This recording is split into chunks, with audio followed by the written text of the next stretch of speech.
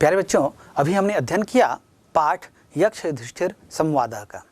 आइए पाठ्य पुस्तक में जो शब्दार्थ दिए हुए हैं उन शब्दार्थों को देखते हैं।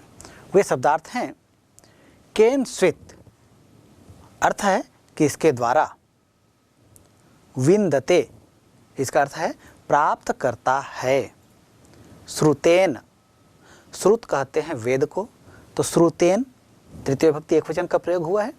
इसका तात्पर्य होता है वेद से। श्रोत्रियः अर्थात श्रोत्रियः मतलब वेदों का अध्ययन करने वाले या वेदों का विद्वान। धृत्या, धृति मूल शब्द है, तृतीय विभक्ति एकवचन का प्रयोग हुआ है। इसका तात्पर्य होता है धैर्य से। गुरुतरम, इसका तात्पर्य होता है बढ़कर। उच्चतरम, बड़ा या बढ़कर। उच्चतरम, ऊंचा। खात, ख कहते हैं आकाश को, और खात यहाँ पंचमी विभक्ति एकवचन का प्रयोग हुआ है, इसलिए इसका तात्पर्य हुआ आकाश से। बहुतरम, इसका तात्पर्य होता है बहुतायत। दाक्ष्यम, इसका तात्पर्य होता है कुशलता या चतुराई। श्रेयः, श्रेय का अर्थ होता है कल्याण। प्रोक्तम, प्रधन उक्तम इति प्रोक्तम, गुण स्वर संधि का प्रयोग हुआ यहाँ, इसका तात्पर्य होता है कहा गया। दमः, इसका मतलब होता है दमन। ह्री, ह्री का अर्थ होता है लज्जा।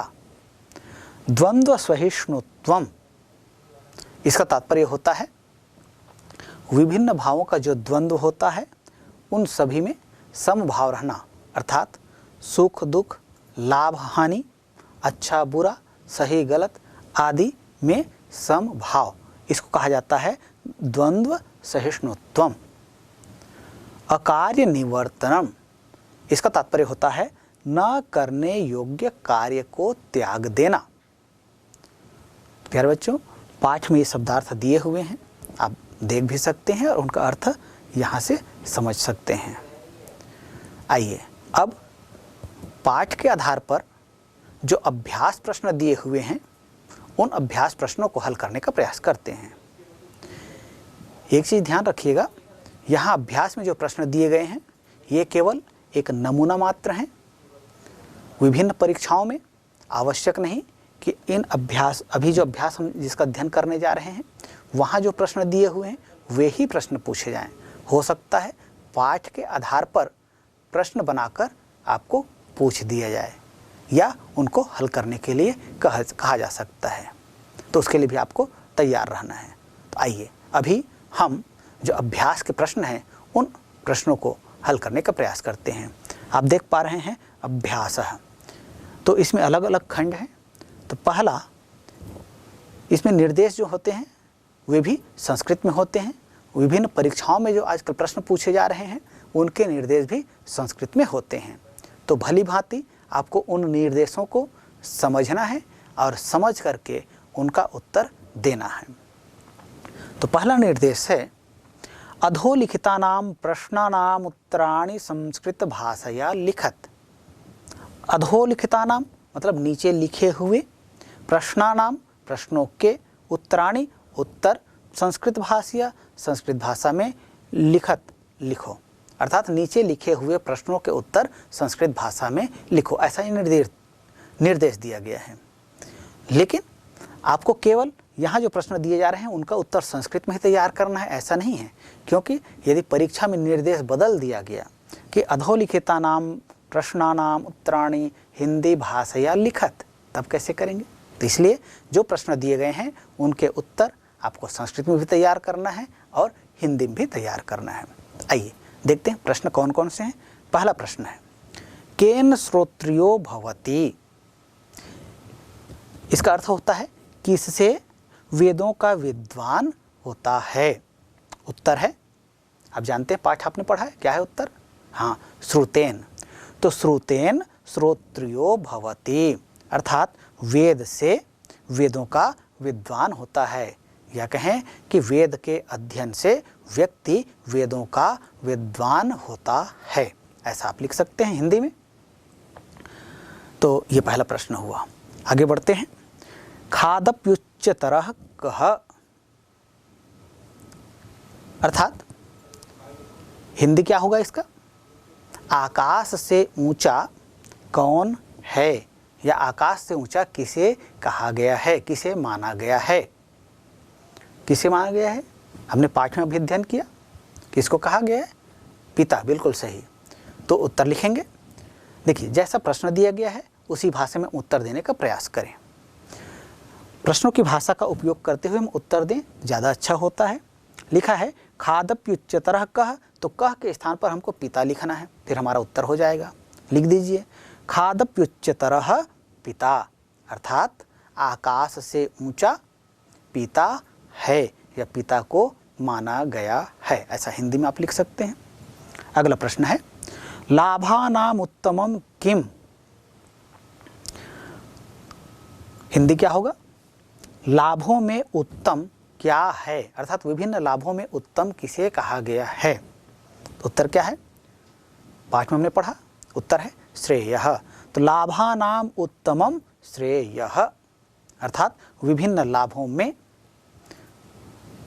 जिस लाभ से कल्याण हो या परोपकार हो वह लाभ अन्य लाभों की तुलना में उत्तम है, ऐसा आप हिंदी में उत्तर लिखिए। अगला प्रश्न है केन न प्रकाशते, किससे प्रकाशित नहीं होता है? ये प्रश्न का हिंदी भाव हुआ। उत्तर क्या है?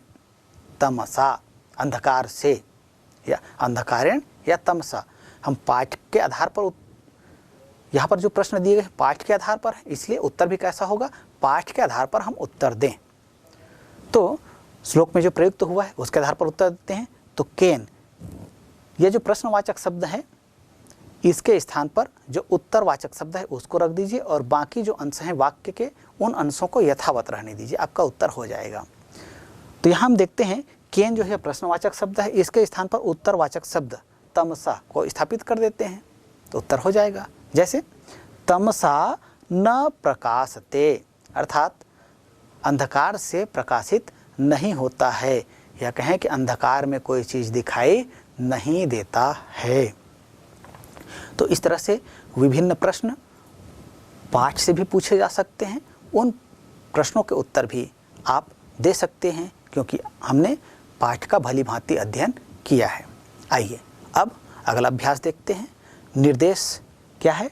अगला अभ्यास का निर्देश है रिक्त स्थानानि पूरयत, रिक्त स्थानों की पूर्ति कीजिए। तो रिक्त स्थानों की पूर्ति के लिए दो तरह के विकल्प होते हैं। एक वाक्य दे दिया जाता है, उसमें रिक्त स्थान होता है।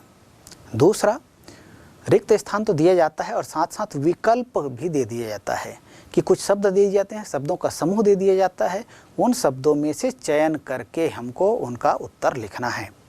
जब इस तरह के विकल्प ना हो तब आप स्वतंत्र होते हैं, वहाँ जो उचित वाक्य जो उचित शब्द हैं उन उचित शब्दों से आप रिक्त स्थान की पूर्ति कर सकते हैं।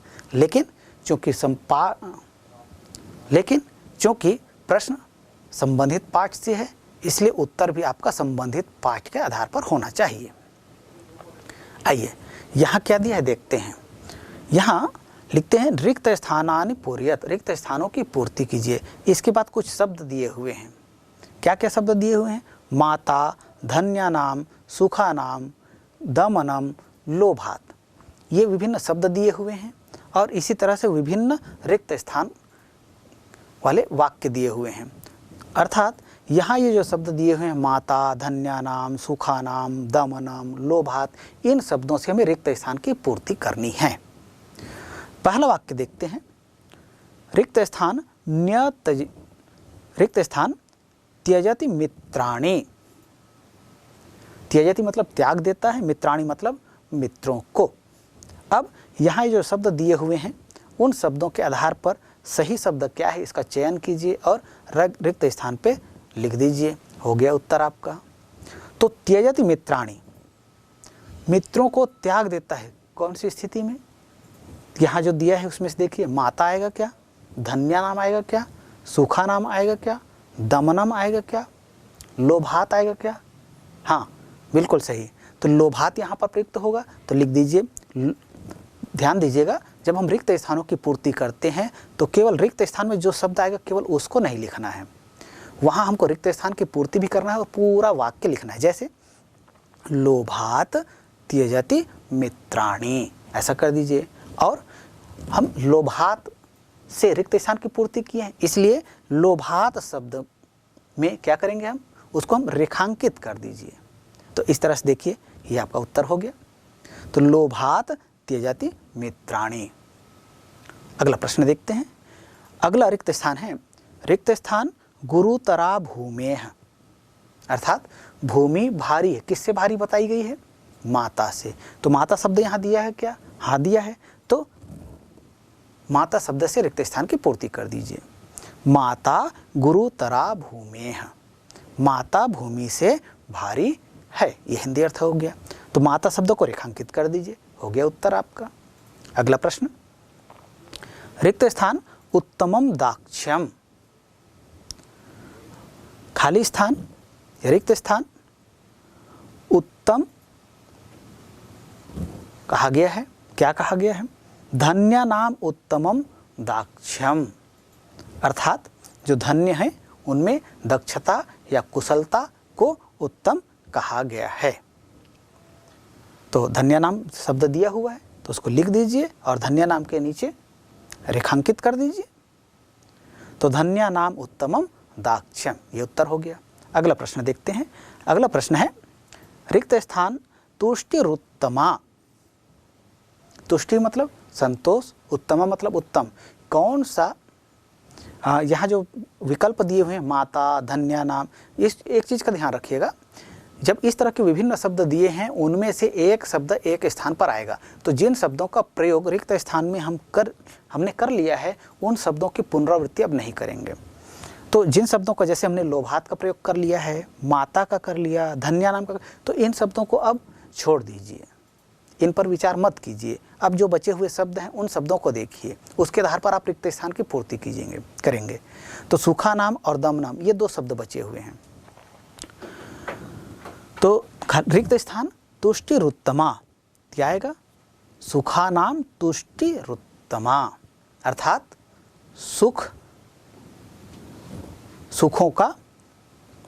सुखों में उत्तम क्या है? संतोष है। ये हमने पाठ में पढ़ा है। तो यहाँ पर उत्तर क्या हो जाएगा? सुखा नाम रेखांकित कर दीजिए इसको, तुष्टिरुत्तमा ये भी लिख दीजिए, हो गया उत्तर आपका। अब अगला रिक्त स्थान देखते हैं। अभी तक हम जितने रिक्त स्थान देख रहे थे उसमें हम देखें कि प्रथम पद है, इसको ही रिक्त स्थान दिया गया था, लेकिन सभी जगह ऐसा हो आवश्यक नहीं है।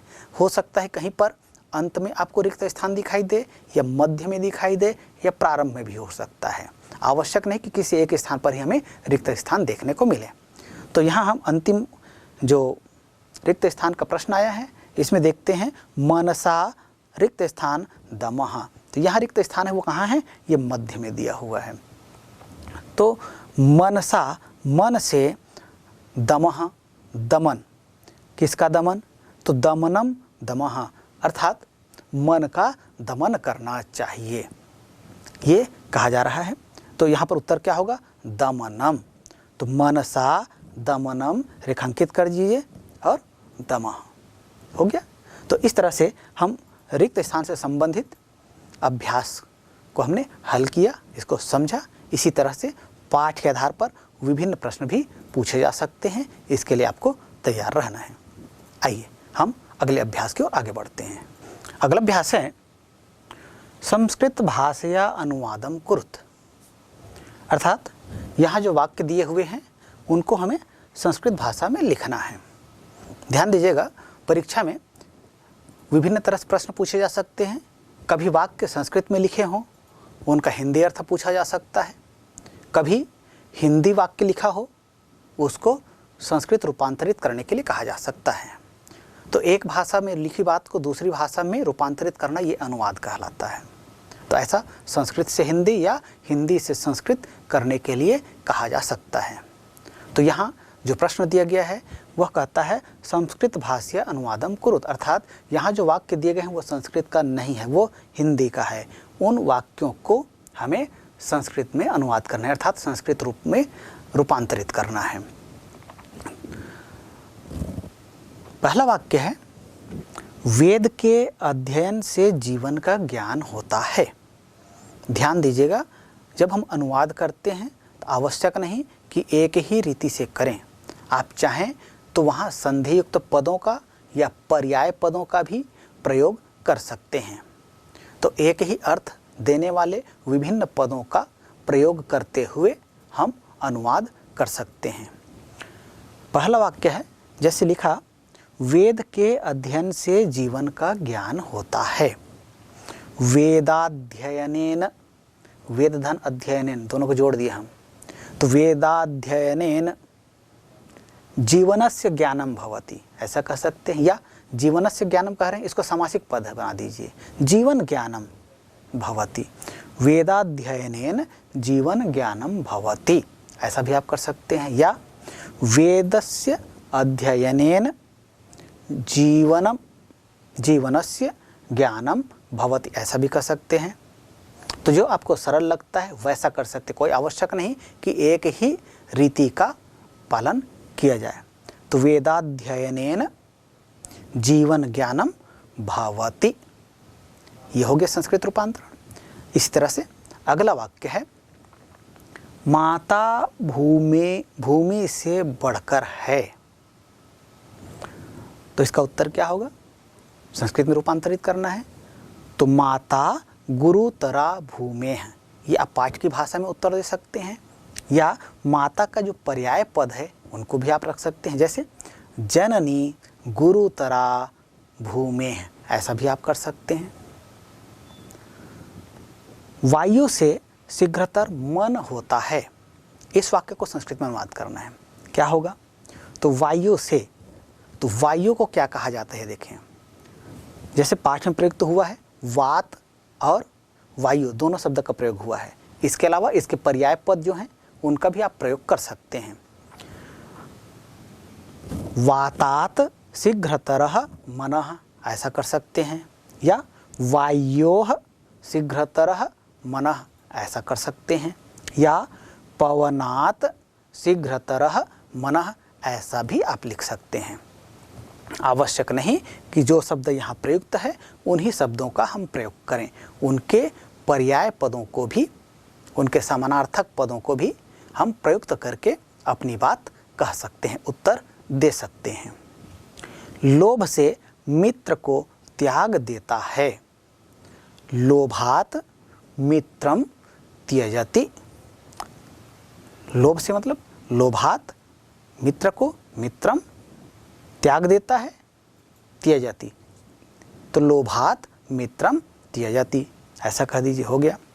अगला वाक्य है, अज्ञान से संसार आवृत है। अज्ञानेन संसारः आवृत्तः, संसार के स्थान पर संसार का पर्याय भी आप रख सकते हैं। अज्ञानेन लोकः आवृत्तः, ऐसा भी कह सकते हैं। तो इस तरह से जो वाक्य अनुवाद के लिए कहा जाए, चाहे हिंदी से संस्कृत हो या संस्कृत से हिंदी हो, इनमें हम विभिन्न क्रियापदों का प्रयोग कर सकते हैं, कृदंत युक्त पदों का भी प्रयोग कर सकते हैं। जो संज्ञा या सर्वनाम के पद आते हैं, इनके पर्याय पदों का भी हम प्रयोग करते हुए अनुवाद कार्य हम कर सकते हैं। आइए आगे बढ़ते हैं। अगला अभ्यास है सुमेलनम कुरुत, सुमेल कीजिए या जोड़ी बनाइए। सही जोड़ी बनाइए, आप पढ़ा है ना आप लोगों ने, बिल्कुल, तो वैसा ही यहाँ करना है। तो जब हम देखते हैं सही जोड़ी बनाते हैं या सुमेल करते हैं तो अलग अलग खंड में अलग अलग शब्द होते हैं। तो एक खंड में जो शब्द, अखंड में या प्रथम खंड क खंड या अखंड जो होता है, इसमें जो शब्द दिए होते हैं इनका परिवर्तन नहीं करना होता है।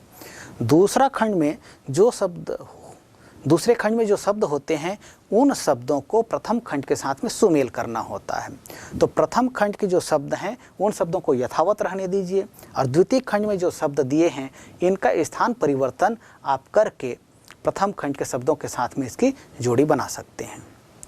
तो यहाँ खंड अ में जो शब्द दिए हुए हैं वे हैं माता, मनः, चिंता, तुष्टि, मित्राणि। इसी तरह से खंड ब में जो शब्द दिए हुए हैं वे है बहुतरी तृणात्, शीघ्रतरम वातात्, गुरुतरा भूमेः, लोभात् त्यजति, सुखानामुत्तमा। तो ये शब्द खंड ब में दिए हुए हैं। तो इसको हल करने का तरीका क्या है? परीक्षा में जब इस तरह का प्रश्न आए तो आप खंड अ या खंड क में जो शब्द दिए हुए हैं उनको आप यथावत लिखिए और उसके बाद एक खंड आप बना दीजिए सही उत्तर, अर्थात सही क्या है उसको आप वहाँ पर लिखते जाइए। जैसे यहाँ खंड अ में जो शब्द दिया है माता और ब खंड में जो शब्द दिए हुए हैं उनमें से कौन सा शब्द माता के साथ सुमेल कर रहा है, अर्थात सही जोड़ी बन रहा है, उसका चयन कीजिए और सही उत्तर का जो खंड आप बनाए हैं उसमें लिखते जाइए। जैसे माता के साथ में किसका जोड़ी बनेगा, यहाँ शब्दों को देख लीजिए। ब खंड के शब्दों को देखिए, बहुतरी तृणात्, शीघ्रतरम वातात्, गुरुतरा भूमेः, लोभात् त्यजति, सुखानाम उत्तमा। कौन सा शब्द जो है वो माता के साथ सुमेल हो रहा है? हम देखते हैं तो माता गुरुतरा भूमेः, हम श्लोक में पढ़े थे ना। तो माता को भूमि से भारी बताया गया है, तो इसलिए माता के साथ में जोड़ी बना देंगे किसको? तो आप सही उत्तर का जो खंड बनाए हैं उसमें लिख दीजिए गुरुतरा भूमेः। आगे बढ़ते हैं, मनः।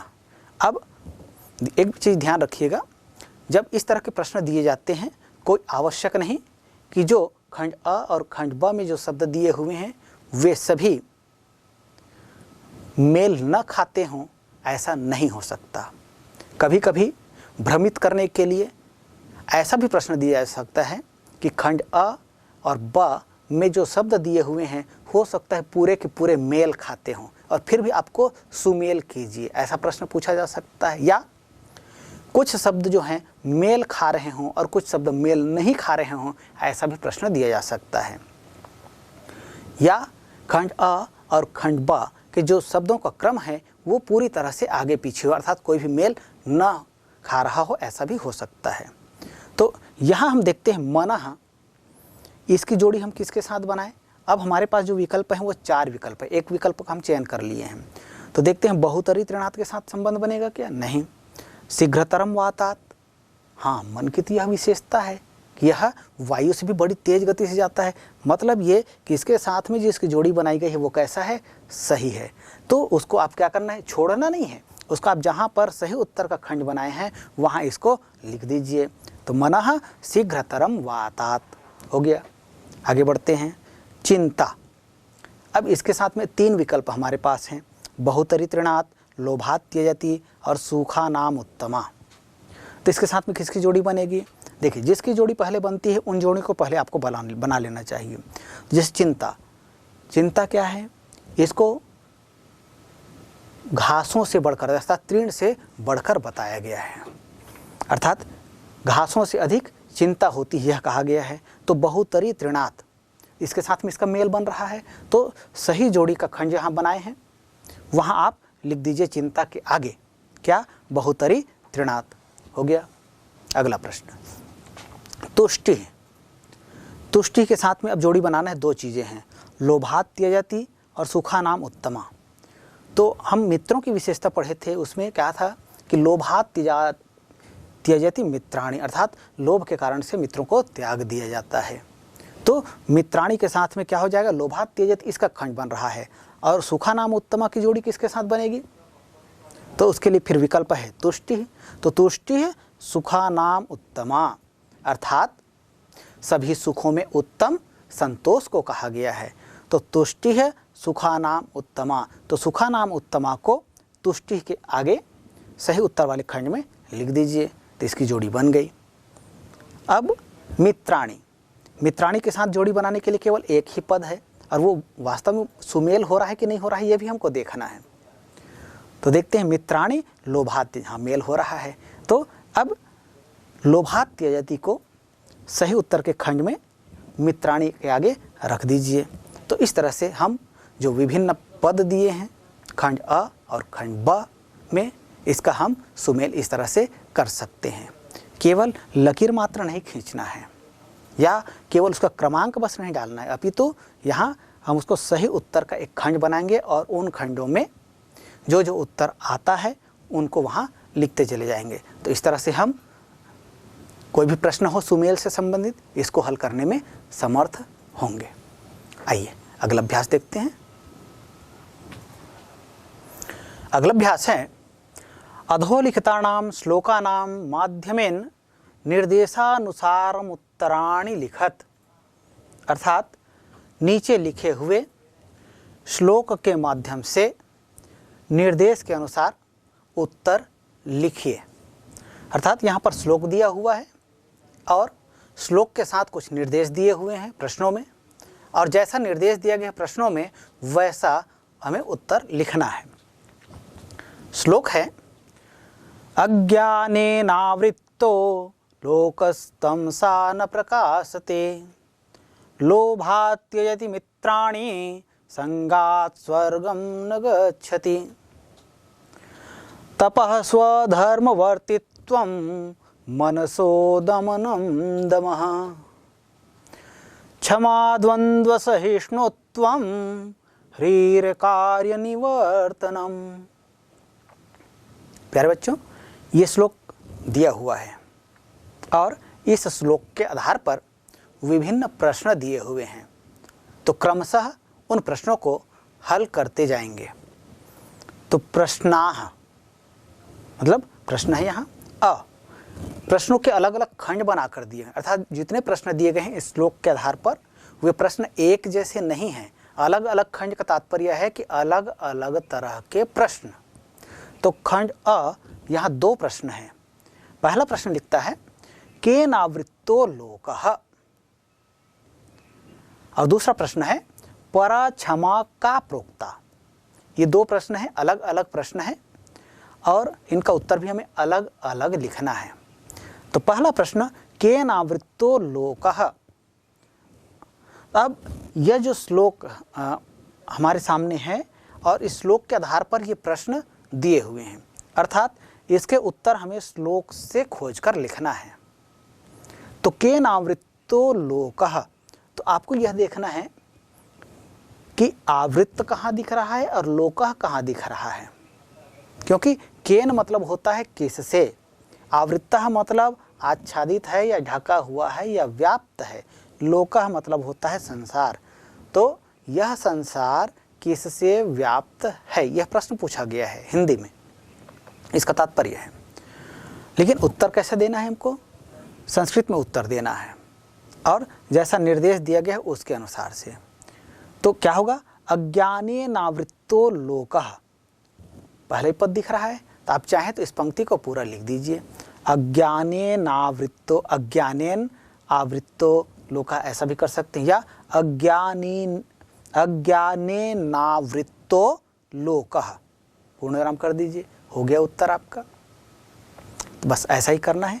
आगे बढ़ते हैं। अगला प्रश्न है परा क्षमा का प्रोक्ता। तो हम पाठ में पढ़े हैं और उसके आधार पर यह प्रश्न पूछा गया है। तो परा क्षमा किसको कहा गया है, अर्थात क्षमा, देखिए द्वितीय श्लोक जो है उसमें इसका उत्तर दिख रहा है हमें। तो क्षमा द्वंद्व सहिष्णुत्वम ह्रीर कार्य निवर्तनम। तो यहाँ पर क्षमा शब्द का प्रयोग हुआ है, अर्थात क्षमा की क्या विशेषता है, यह देखिए श्लोक कहते हैं तो श्लोक में 4 चरण है, तो उसमें से प्रथम चरण, द्वितीय चरण, तृतीय चरण और चतुर्थ चरण। कौन से चरण में क्षमा शब्द दिख रहा है, तृतीय चरण में। तो तृतीय चरण का जो उत्तर हम लेंगे तो इस प्रश्न का उत्तर हम दे सकते हैं। तो परा क्षमा का के स्थान पर देखिए प्रश्नवाचक जो शब्द है इसके स्थान पर जो उत्तरवाचक शब्द है उसको स्थापित करना है, उत्तर हो जाएगा। तो परा क्षमा द्वंद्व सहिष्णुत्वम प्रोक्ता, अर्थात परा क्षमा किसको कहा गया है, जो द्वंद्व सहिष्णु है, सहिष्णुता है उसको कहा गया है। सुख दुख लाभ हानि हर्ष विषाद आदि में जो समभाव हो उसको क्या कहा गया, उसको ही परा क्षमा कहा गया है। यह हो गया इस तरह से। आगे बढ़ते हैं। खंड ब रेखांकित पदानाम मूल शब्द विभक्ति वचनानि च लिखत। अब श्लोक में जो शब्द आए हुए हैं उनमें आप देखिए कहीं कहीं पर रेखांकित किया गया है। जहाँ जहाँ जो रेखांकित किया गया है उन के मूल शब्द क्या है ये पहचानना है, उनकी विभक्तियाँ क्या है ये पहचानना है, वचन क्या है ये पहचान कर हमें लिखना है। तो सबसे पहले हम देखते हैं अज्ञानेन। तो ये शब्द को आप पहले लिख लीजिए, अज्ञानेन। मूल शब्द क्या है, अज्ञान मूल शब्द है। विभक्ति कौन सी लगी है, तृतीय विभक्ति लगी है। वचन कौन सा है, एक वचन। और चाहे तो इसका शब्दार्थ भी पूछा जा, शब्दार्थ क्या होगा, इसका तात्पर्य होता है अज्ञान से। तो अज्ञानेन, अज्ञान मूल शब्द है, तृतीय विभक्ति एक वचन, ये आप बता दीजिए, हो गया। बस इतना ही करना है ना, सरल। आगे बढ़ते हैं, फिर देखते हैं लोकस तमसा। यहाँ पर तमसा जो है इसमें रेखांकित किया गया है। तो तमसा, तमसा का मूल शब्द क्या है, मूल शब्द है तमस। और विभक्ति कौन सी है, विभक्ति है तृतीय विभक्ति एक वचन, और इसका तात्पर्य होता है अंधकार से।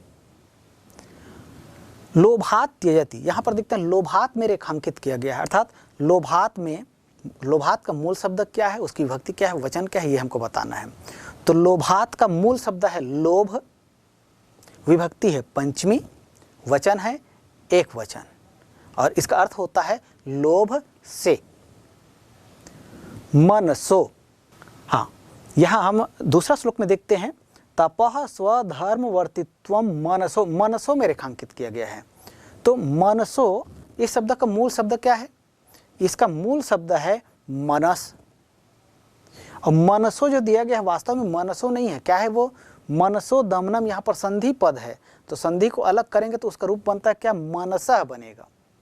लेकिन रेखांकित किस में किया गया है, मनसो में किया गया। तो मनसो ही आपको लिखना है यहाँ, और उसका मूल शब्द बताना है। तो मूल शब्द होगा उसका मनस।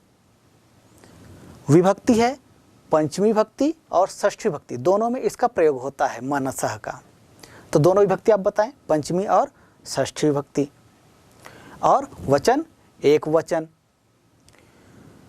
यहाँ आप पंचमी विभक्ति और षष्ठी विभक्ति दोनों में इसका रूप देखेंगे तो पंचमी विभक्ति में मनस शब्द का रूप बनता है मनसः मनोभ्याम मनोभ्यः। षष्ठी विभक्ति में इसका रूप बनता है मनसः मनयोः मनसाम। तो यहाँ जो मनसः प्रयोग हुआ है ये वस्तुतः है पंचमी विभक्ति का, लेकिन केवल मनसः शब्द दिया जाए और इसके विभक्ति, वचन और मूल शब्द पूछा जाए तब आप वहाँ पर पंचमी और षष्ठी विभक्ति दोनों बता सकते हैं। लेकिन चूंकि श्लोक के आधार पर पूछा गया है इसलिए यहाँ आप केवल पंचमी विभक्ति बताएंगे।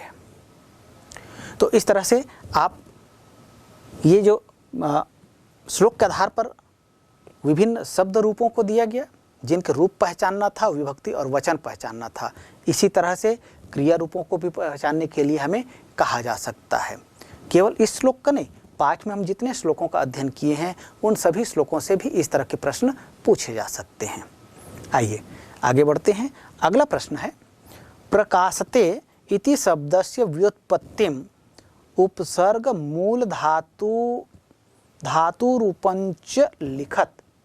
अर्थात प्रकाशते यह जो शब्द दिया गया है इसकी व्युत्पत्ति हमको बताना है कि इसमें कौन सा उपसर्ग लगा है, कौन सा मूल धातु है और इसका धातु रूप क्या है, इस सब की पहचान करके हमें लिखना है।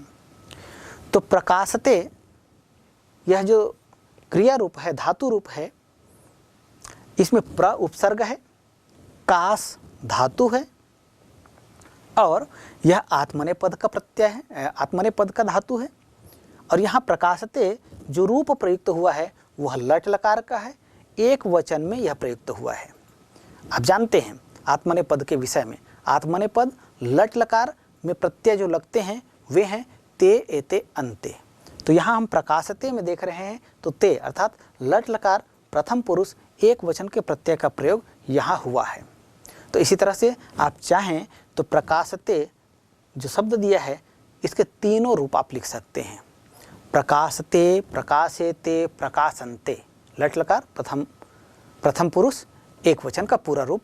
इस तरह से आप लट लकार प्रकाशते, आत्मनेपद, लट लकार, प्रथम पुरुष तीनों वचनों में इसका रूप आप लिख सकते हैं। प्रकाशते एक वचन, प्रकाशेते द्विवचन और प्रकाशन्ते बहुवचन। तो इस तरह से आप केवल इस शब्द के नहीं, इसी तरह से जितने भी रूप दिए जाएंगे, क्रिया रूप दिए जाएंगे, उन क्रिया रूपों को भी आपको पहचान करने के लिए कहा जा सकता है।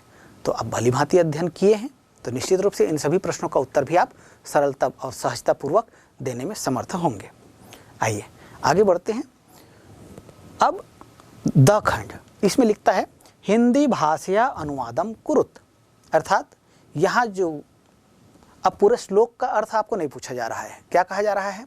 श्लोक से कुछ अंश, कुछ वाक्य दिए जा रहे हैं और उन वाक्यों के हिंदी में अनुवाद कीजिए, अर्थात हिंदी में उसका अर्थ क्या है ये हमको लिखना है। पहला वाक्य लिखता है संगात स्वर्गम न गच्छति, ये वाक्य है, इसको हमको हिंदी में बताना है। इसका अर्थ क्या होगा?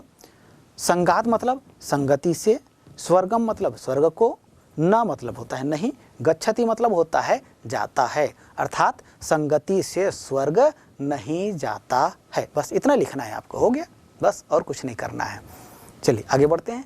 अगला वाक्य है ह्रीर कार्य निवर्तनम, इसका क्या करना है? हिंदी भाषा अनुवादम कुरुत, अर्थात यह जो शब्द लिखा गया है इसका आपको हिंदी अनुवाद बताना है। तो इसका अर्थ होता है, ह्री का मतलब होता है लज्जा, अकार्य मतलब होता है न करने योग्य कार्य को, और निवर्तनम मतलब त्याग देना। तो न करने योग्य कार्य, ह्रीर कार्य निवर्तनम, इसका तात्पर्य क्या हुआ? ह्रीर कार्य निवर्तनम, इसका तात्पर्य हुआ न करने योग्य कार्य को त्याग देना ही लज्जा है। बस ऐसा कर दीजिए तो हो गया। तो प्यारे बच्चों, अभी हमने इस पाठ का अध्ययन किया, यक्ष युधिष्ठिर संवादः, और पाठ के जो विभिन्न श्लोक आए थे इनका हमने अध्ययन किया, शब्दार्थ और साथ ही साथ विभिन्न अभ्यास के प्रश्नों का भी हमने अभ्यास किया, अर्थात पाठ को हम भली भांति समझ पाए हैं। अभी जैसा हमने अभ्यास किया इसी तरह से पाठ के आधार पर विभिन्न प्रश्न भी पूछे जा सकते हैं, क्योंकि आप भली भांति तैयारी कर चुके हैं इस पाठ के माध्यम से। तो इसलिए पाठ से संबंधित जितने भी प्रश्न विभिन्न परीक्षाओं में पूछे जाएंगे उन प्रश्नों के उत्तर भी आप भली भांति लिख पाएंगे, दे पाएंगे, ऐसा मेरा विश्वास है। और फिर हम अगली कक्षा मिलेंगे, तब तक के लिए सर्वेभ्यो नमो नमः।